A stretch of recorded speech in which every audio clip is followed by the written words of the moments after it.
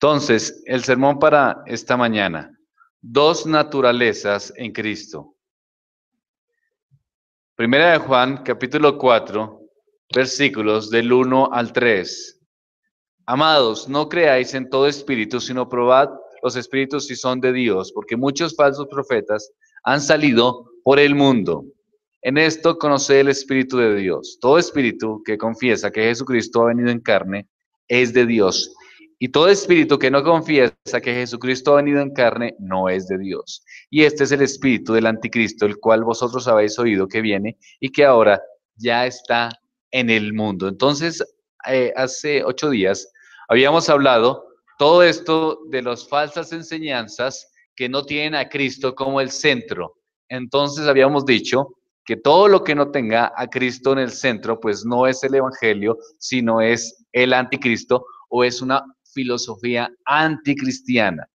En esta mañana vamos a tomar el versículo 2 y 3 que hablan acerca de las herejías que se estaban levantando, que estaban en contra de la veracidad de la encarnación de Cristo.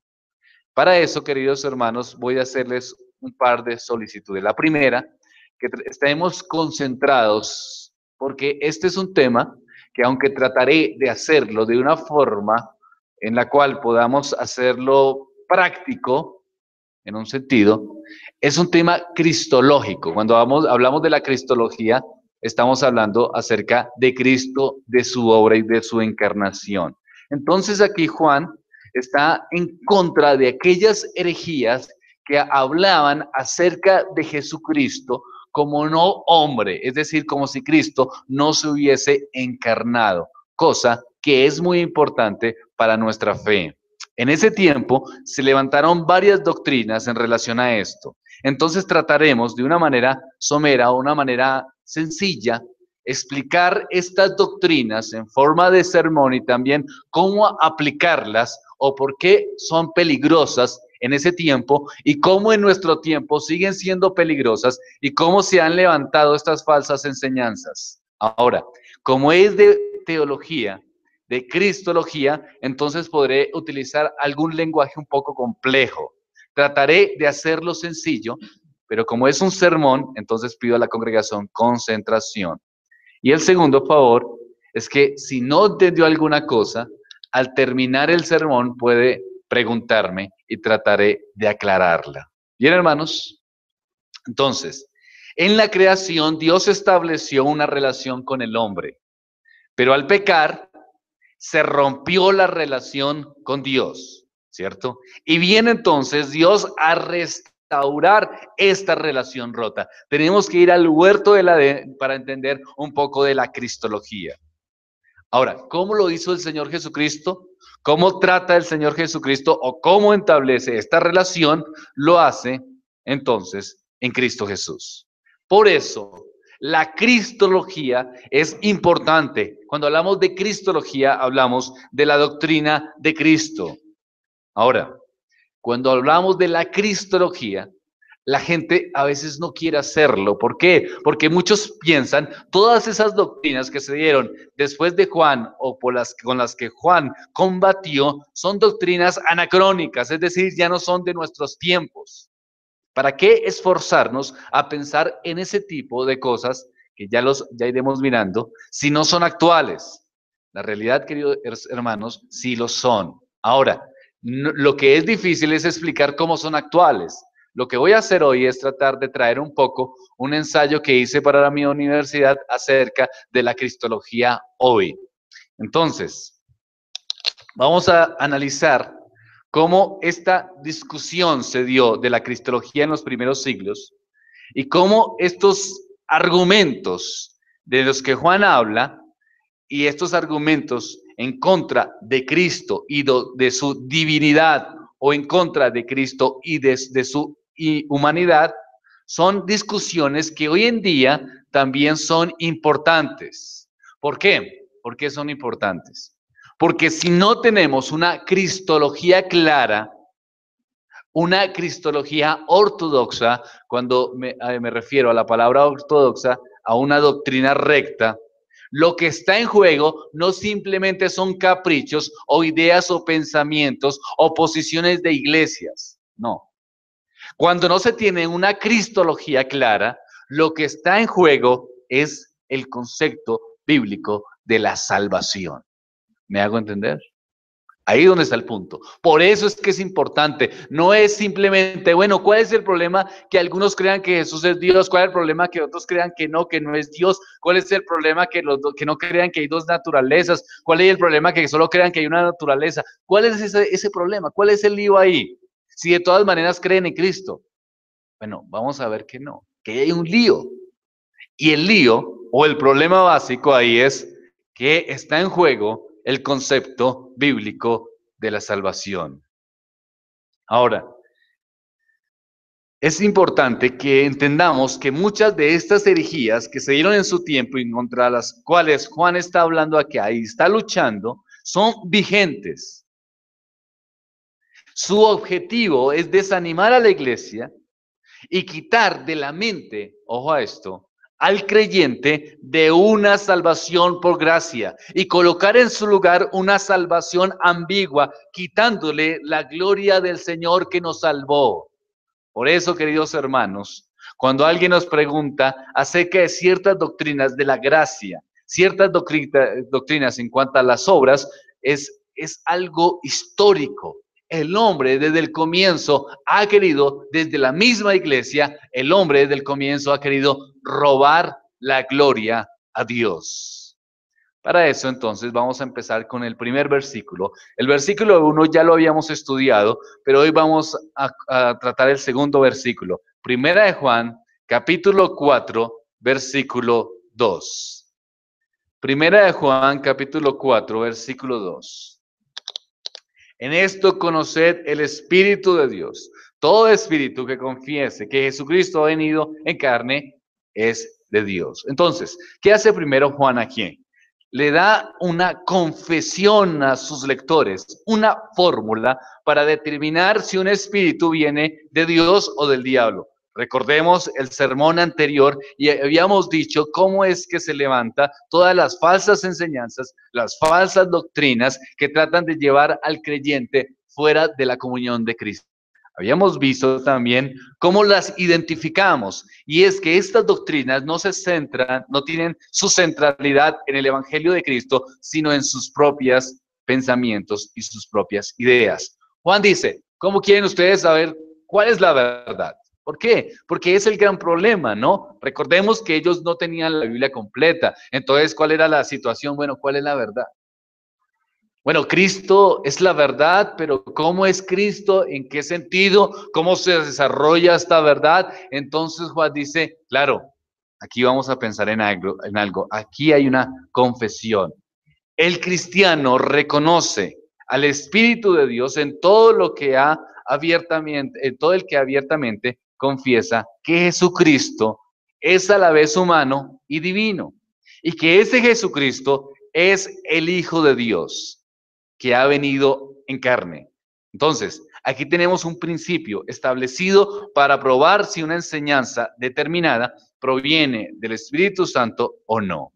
Primera de Corintios, capítulo 12, versículo 3. Primera de Corintios, capítulo 12, versículo 3.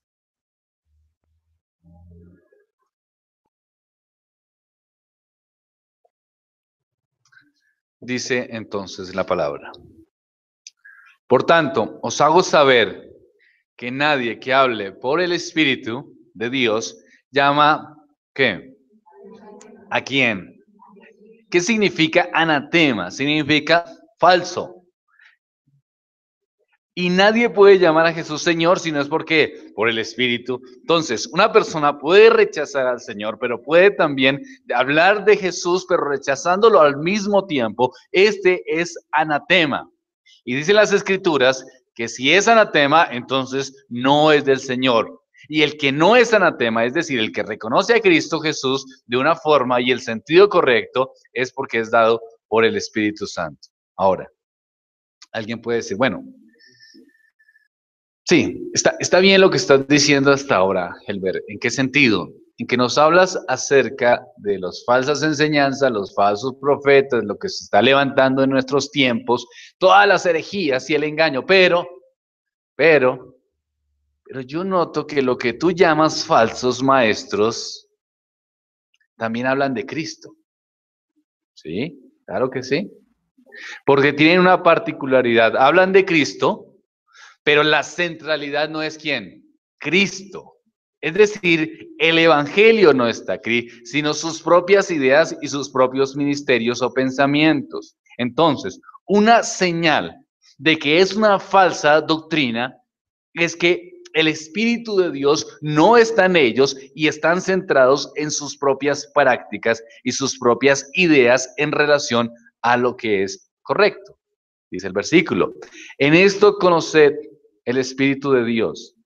Todo espíritu que confiesa que Jesucristo ha venido en carne, es decir, que confiesa la encarnación, es decir, que la centralidad de su predicación es Cristo, ese es de Dios. Juan está utilizando en griego el tiempo perfecto. Para las palabras ha venido a fines de indicar que Jesús vino en qué naturaleza. Naturaleza humana. Ahora, en el cielo, ¿en qué naturaleza está el Señor Jesucristo? ¿Y humana? ¿Estará en la naturaleza humana? Sí, eso es una herejía. ¿Sí ve cómo estamos de graves? El Señor Jesucristo está en su naturaleza humana, en el cielo y también en su naturaleza divina. Es decir, es la doble naturaleza, lo que se denomina la unión hipostática que veremos en un sentido. Y los falsos y los que se estaban dejando engañar estaban diciendo, no puede ser eso. Estaban diciendo que Jesús no estaba siendo encarnado, es decir, la divinidad no había sido encarnada. El teólogo alemán del siglo XVI, Zacarías Ursino, preguntaba si estas dos naturalezas estaban separadas la una de la otra. Y la respuesta que se dio en su retórica es esta: de ninguna manera, porque al ser la naturaleza divina, ilimitable y omnipresente, resulta que, aunque se halle fuera de la naturaleza humana, que ha tomado, no deja de estar también en la misma y permanecer con ella unida personalmente. Es decir, las Escrituras enseñan que Cristo es Jesús, quien es en su carácter divino redentor. Entonces, Jesús es divino y también comparte una naturaleza humana. Eso es lo que enseñan. Hebreos capítulo 2, versículos 14 y 15.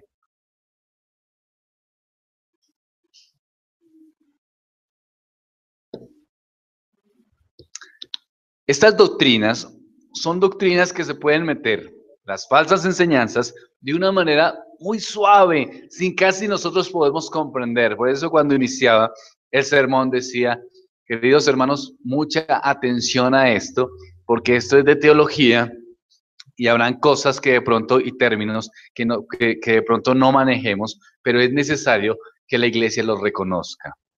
Hebreos 2:14, así que por cuanto los hijos participaron de carne y sangre, él también participó de lo mismo, para destruir por medio de la muerte al que tenía el imperio de la muerte, esto es, al diablo, y librar a todos los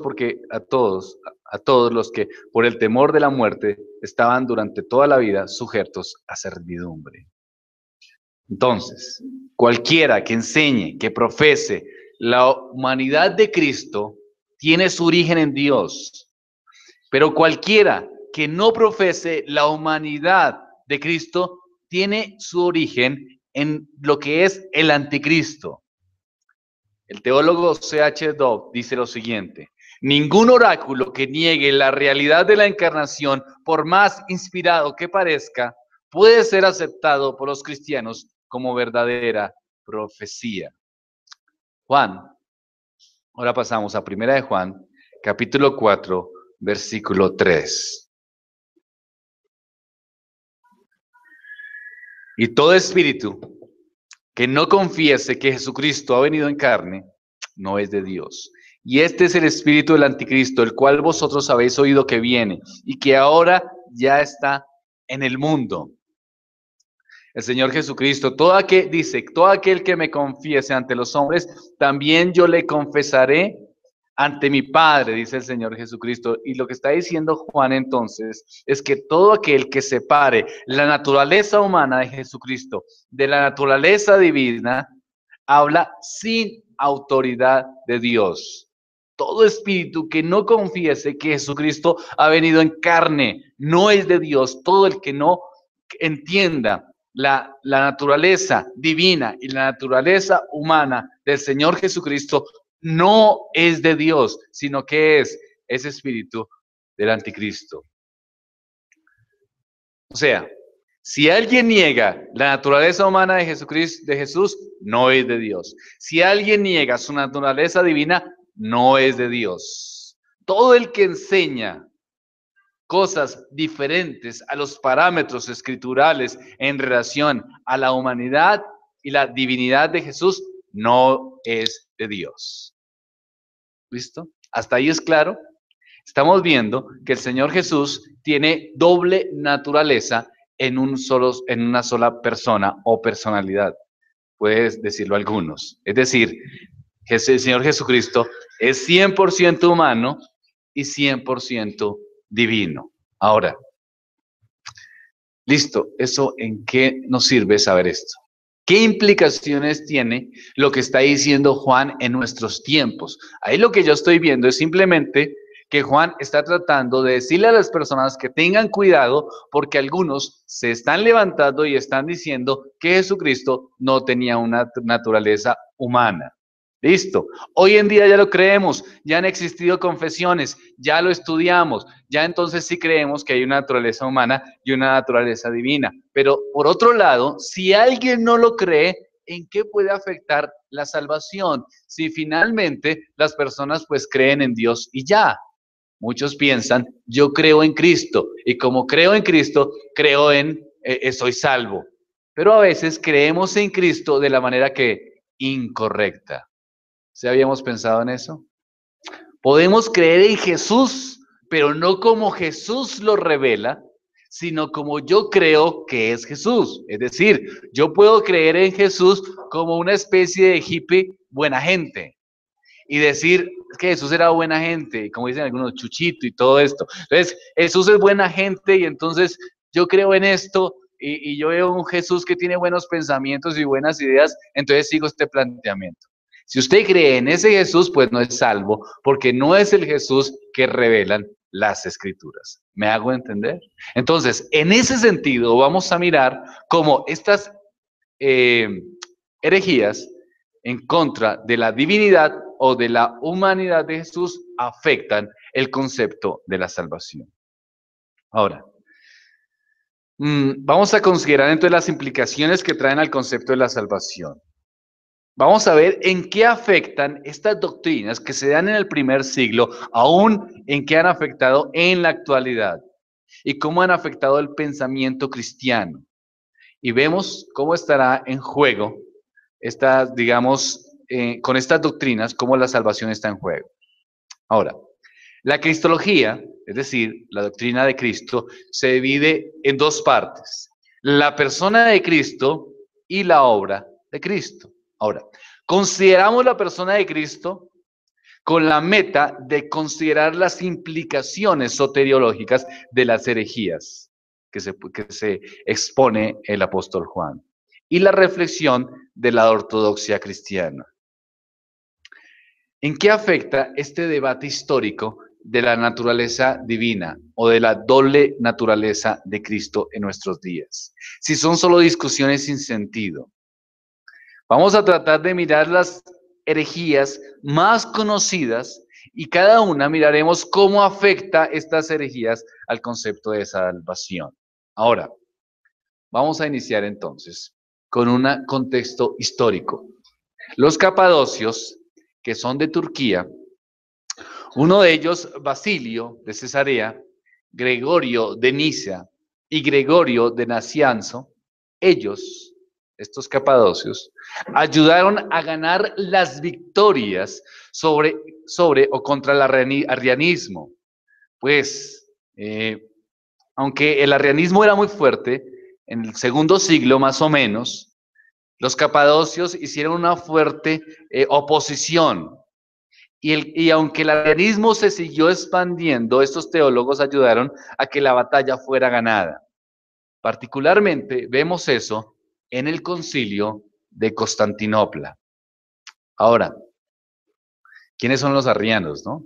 Bueno, no vamos a mirar en detalle realmente porque es un sermón, pero sí vamos a mirar por lo menos la idea principal en relación a su cristología y cómo afectan a nuestra salvación. ¿Qué piensan los arrianos? Ellos piensan que Cristo está en una posición entre Dios y el hombre. Es decir, Cristo no es Dios, pero Cristo tampoco es hombre. Cristo es inferior a Dios, pero también es superior a los hombres. Es decir, no hay una identidad clara. Cristo, para los arrianos, es una criatura diferente, es una criatura distinta. Y Cristo no puede ayudar a casi nada en relación a la distancia insuperable entre los hombres y Dios. ¿Quién es arriano en nuestros tiempos? Los testigos de Jehová son arrianos, tienen un pensamiento arriano. ¿En qué sentido? Que creen, no creen en la divinidad de Jesús, pero tampoco creen en su total humanidad. Entonces, como Cristo no es Dios, pero tampoco es hombre, y como consecuencia de la caída, los hombres están separados o estamos separados de Dios, no podemos llegar a Dios. Viene este Jesucristo para los arrianos, pero este Jesucristo no puede identificarse con los hombres como creemos como cristianos, no puede identificarse con los hombres, pero tampoco puede traer la salvación total. ¿Por qué? Porque no es que Dios. Entonces, como no está identificado con los hombres y no puede dar la salvación total, entonces no puede traer comunión entre Dios y los hombres. Por eso hablan acerca de un ángel superior que puede traer una palabra de esperanza, sí, claro, según ellos, pero finalmente no puede traer ¿qué? Comunión.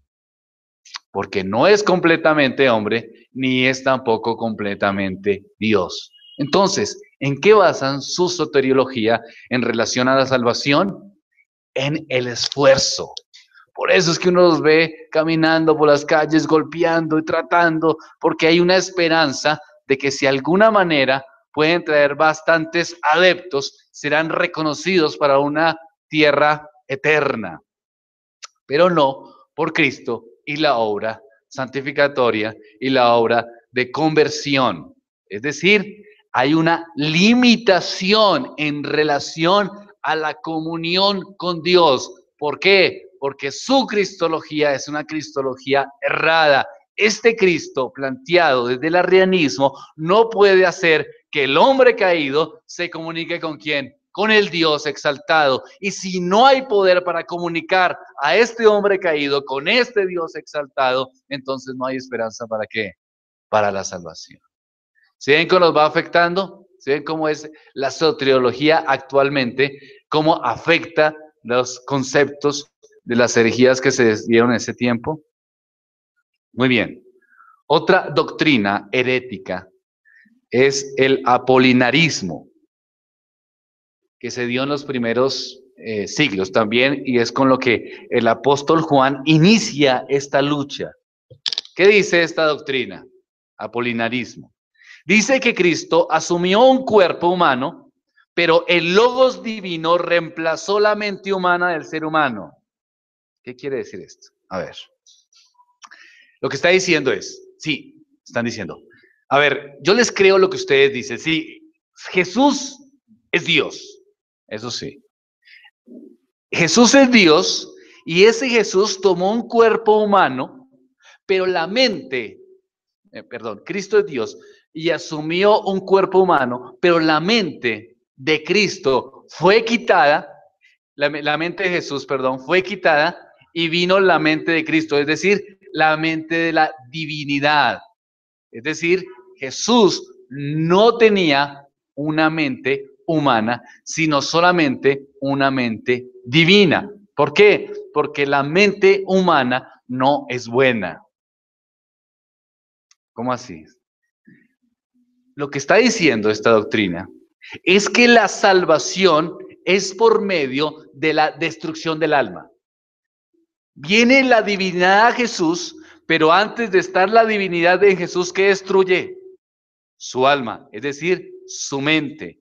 Y solamente queda en Jesús una mente que es una mente que divina. Lo que dice esta doctrina es que no se puede salvar la mente, sino solamente se reemplaza por la divinidad y la mente queda totalmente destruida. El apolinarismo. Bueno, sí, como enredado, ¿no? ¿Y eso para qué me sirve hoy? ¿Dónde lo vemos? Las sectas que piden que anulemos nuestra mente o que la apaguemos para no pensar. Aquellos que se sientan a hacer meditación en blanco para poder tener una relajación. Es un esquema moderno que viene de los primeros siglos del apolinarismo. Es decir, tratar de que nuestra mente no tenga contacto con la realidad, sino que la que tengamos en blanco, y al tenerla en blanco, eso nos va a dar ¿qué? Paz. ¿Por qué? Porque nuestra mente es la causa de nuestra tormenta. ¿Sí hemos visto en algunas religiones orientales? Nuestra mente busca entonces quedar en blanco de forma en que no pensemos, sino que estemos en un estado continuo de relajación para así encontrar como se dice, digamos, dentro de la filosofía, encontrar la ataraxia, es decir, el mundo de la paz. Pero para eso entonces necesitamos que quitar, si usted quiere tener paz, usted necesita quitar el obstáculo más grande que hay para que usted disfrute de esa paz. ¿Cuál es? Su mente. En contra al principio bíblico. ¿Por qué? Porque las escrituras vienen y nosotros somos salvados. ¿Y qué hace el Señor Jesucristo? ¿Nos quita el alma o nos quita la mente o la destruye? ¿La obra salvífica? No. ¿Qué es lo que hace? ¿La qué? La renueva. Es nuestra mente, pero renovada en anhelos y pensamientos diferentes por la obra de Cristo en la cruz del Calvario. Pero no la mata, no la quita.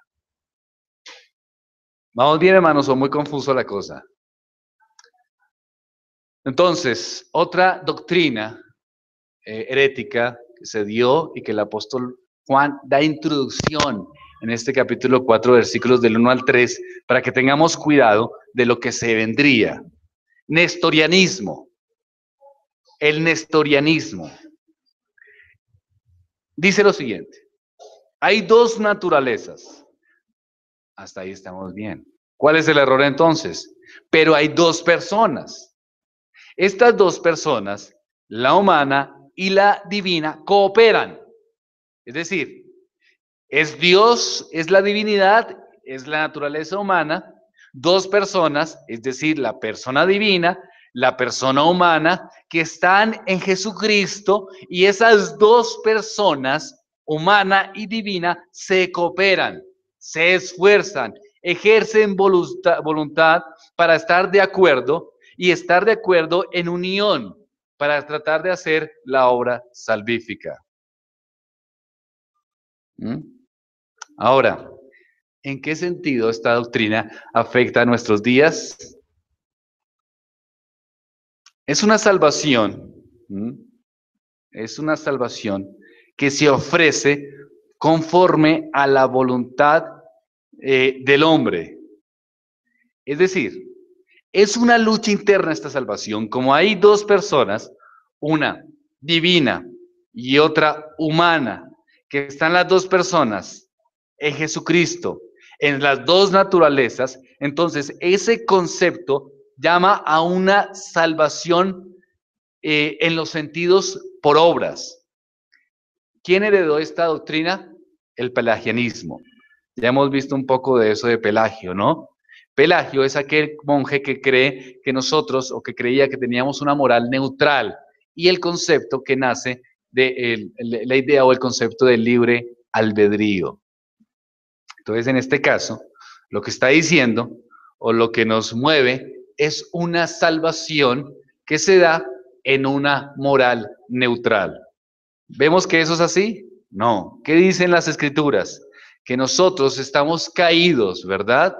Y que en esa caída no podemos tener la salvación a menos que el Señor Jesucristo cambie nuestros sentimientos y nuestros anhelos y vengamos a Él. Ambos, digamos, herejías, el pelagianismo, el nestorianismo, florecen más o menos en la misma época y ambas fueron condenadas en el mismo concilio, que es el concilio de Nicea. Ahora, algunos hoy día han abandonado la deidad de Cristo. Hay teólogos liberales, queridos hermanos, que no creen en una encarnación como tal. Creen que Cristo Jesús, que el Señor Jesucristo, no era Dios ni era divino.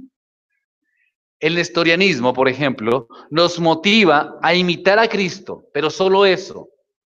Solo Cristo o un Cristo de imitación, y anula el concepto de salvación por gracia.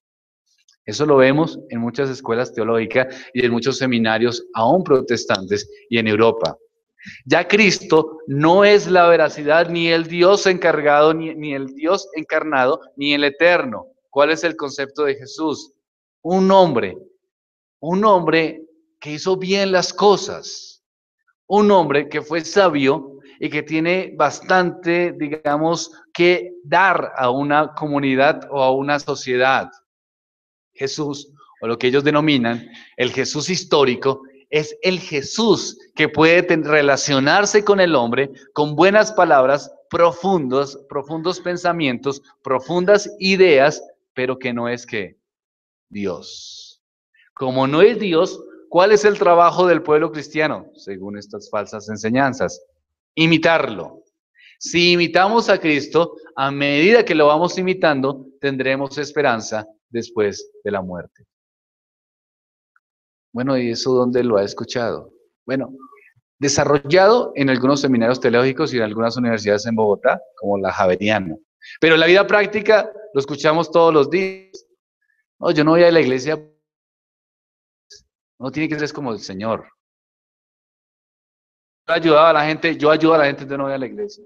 No necesito leer la Biblia porque yo para eso soy buena gente con las personas que veo por ahí sufriendo. Y si hay alguien que está pidiendo plata, yo le doy plata.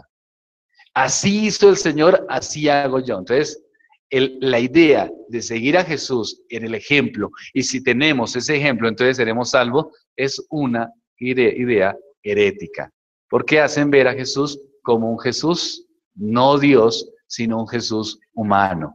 Pero Jesús es Dios, claro, es Dios eterno, es Dios y es más que un ejemplo, es una transformación de vida.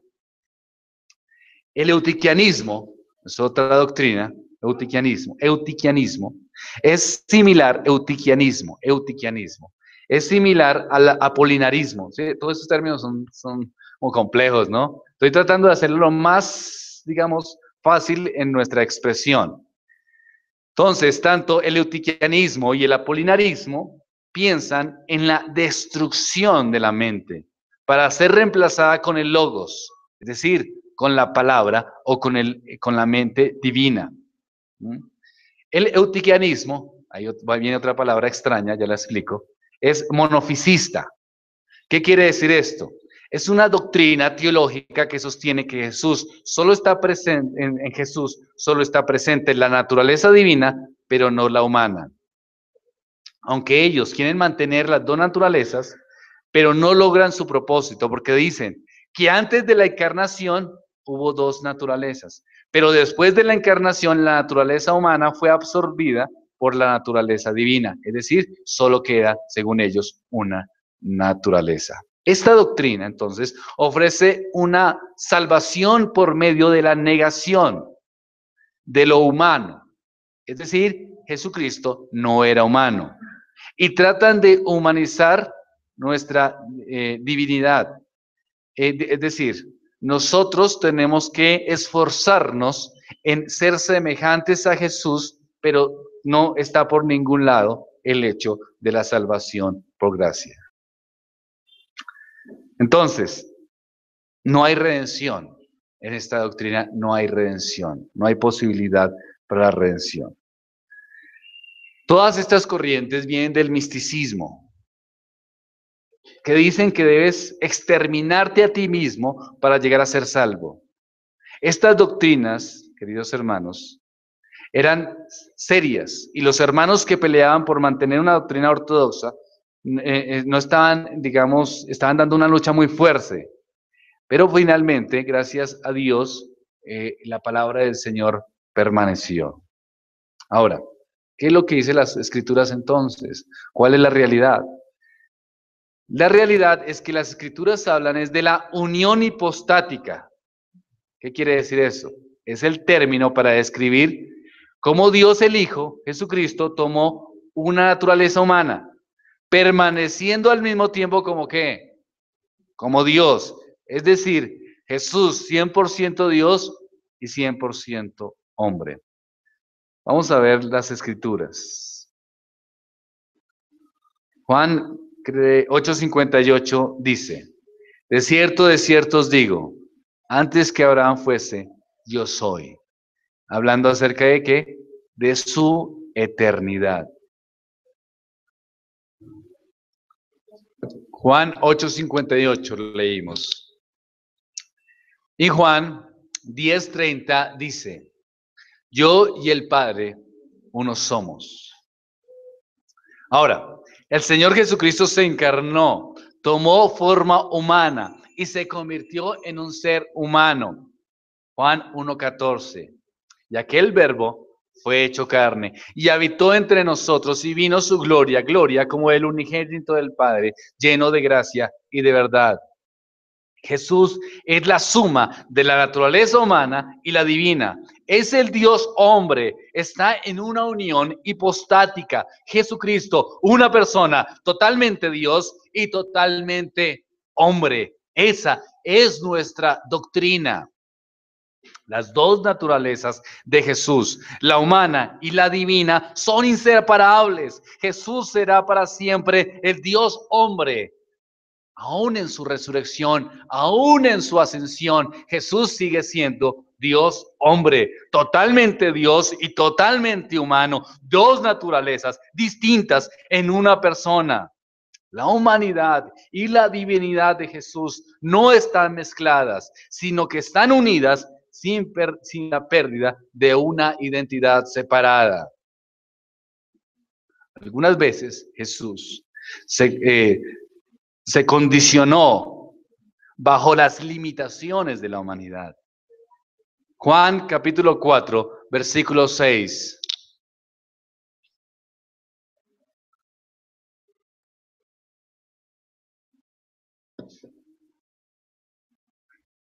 Dicen las Escrituras. Y estaba allí el pozo de Jacob. Entonces Jesús, ¿qué? Cansado. Es condicionado a su naturaleza, ¿qué? Humana.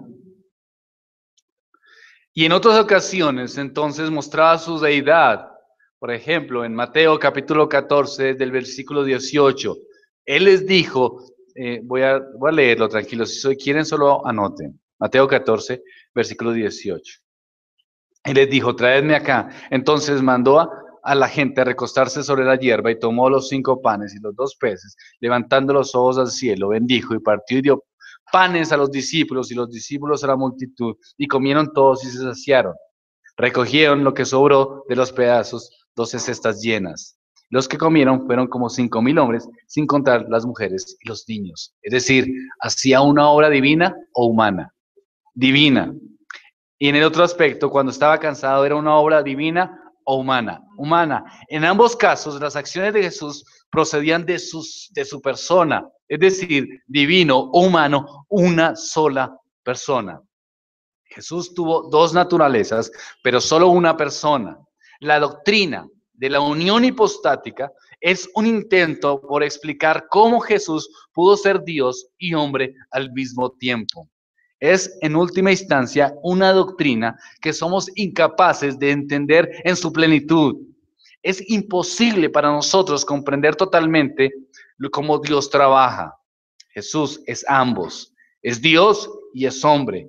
Jesús siempre ha sido Dios, pero él no fue un ser humano hasta que fue concebido en María.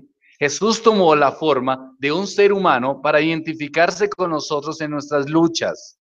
Lo más importante es que Él pudiera morir en la cruz, pagando así el castigo por nuestros pecados. En resumen, mi conclusión: la unión hipostática enseña que Jesús es totalmente humano y totalmente divino. Y no hay mezcla o dilución de ninguna de las dos naturalezas. Y el que está en unidad, en persona, en una sola persona, para siempre. Vamos a ver la Confesión de Fe de Londres de 1689, que dice en su párrafo 2 en relación a esto.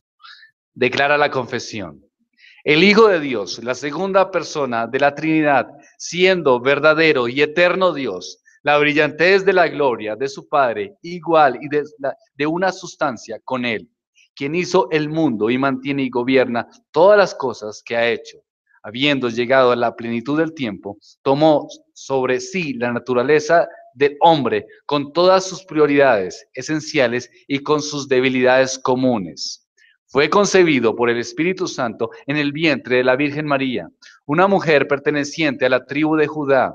El Espíritu Santo vino sobre ella y el poder de Dios la cubrió. Y así, según las Escrituras, fue hecho él de una mujer, descendiente de Abraham y de David. Así que dos naturalezas perfectas y distintas se unieron inseparablemente en una persona, pero sin conversión, composición o confusión alguna. Esta persona es verdadero Dios y verdadero hombre, el único mediador entre Dios y los hombres. ¿Cómo la ven, hermanos? Por eso es importante la doctrina de la unión hipostática en la salvación. Por eso, no cualquier religión que hable de Cristo, habla de Cristo. Por eso, no todos los caminos conducen a Roma.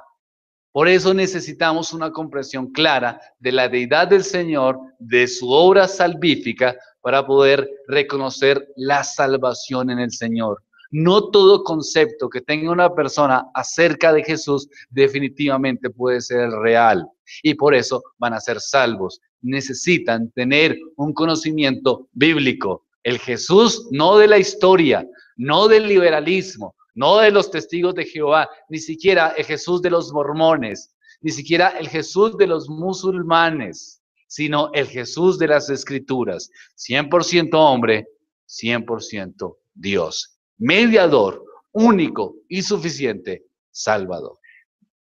Oremos al Señor.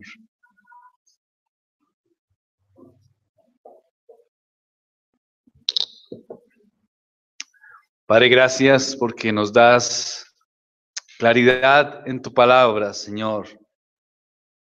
Nos ayudas a comprender tus principios.